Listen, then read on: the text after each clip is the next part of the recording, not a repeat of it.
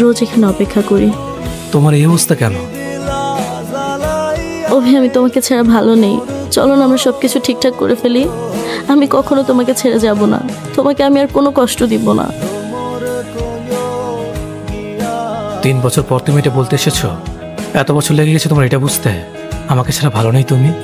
এতদিন তুমি কোথায় ছিলে? এই যে মেয়েটি আমার পাশে, সে আমার সাথে তার ভবিষ্যৎ দেখছে। সে তোমার থেকে আমাকে বেশি ভালোবাসে। এই 3 বছর আমি তোমাকে ভুলে গেছি, তুমিও আমাকে ভুলে যাও।